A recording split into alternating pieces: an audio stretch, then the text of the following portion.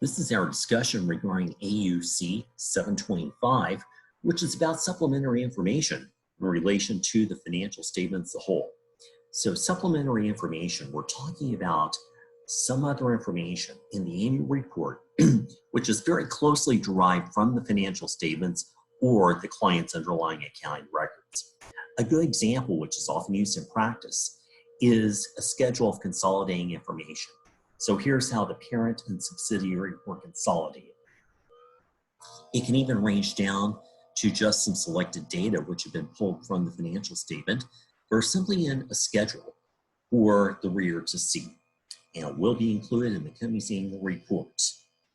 So the client may elect to have the auditor report on this supplementary information. Again, that's the client's responsibility to choose whether or not to.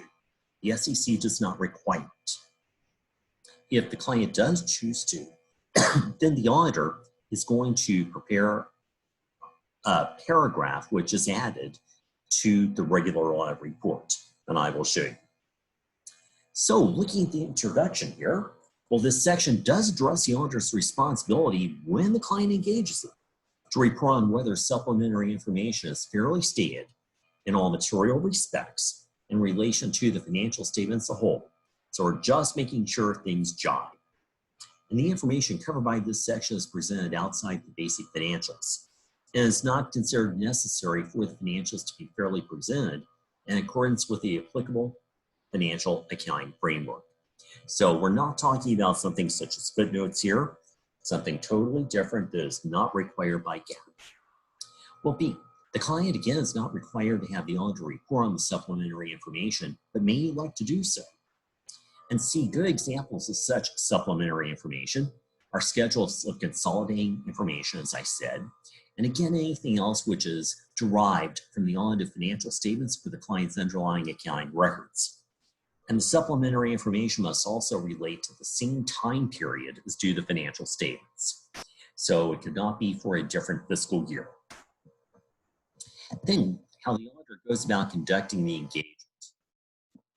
Well, the auditor is going to determine whether the supplementary information is fairly stated in relation to the financial statements taken as a whole, as we said, and the measurement of materiality is the same as that used in the overall financials. And the auditor must obtain written management representations to document that the supplementary information is fairly stated. Then, reporting on this. Again, normally just a paragraph which is added to the regular audit report, and it is fairly common. So in this, we should have a statement that the audit was conducted for the purpose of forming an opinion on the financial statements taken as a whole. That's the main purpose of the audit. Then B, a statement that the supplementary information is presented for the purposes of additional analysis is not a required part of the financial statement. So again, GAAP does not say the client must have it.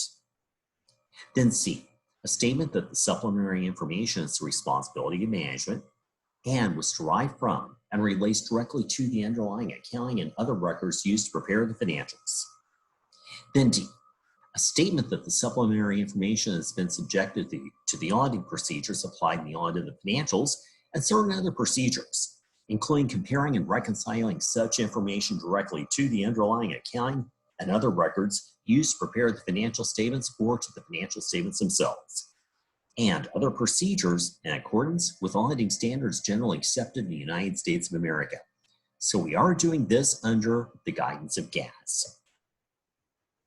Now, if the auditor issues an unmodified or clean opinion on the financial statements, and the auditors conclude that the supplementary information is fairly stated in all material respects in relation to the financial statements as a whole, we will have a statement that, in the auditor's opinion, the supplementary information is fairly stated in all material respects in relation to the financial statements as a whole. So the auditor does give an opinion, namely positive assurance here.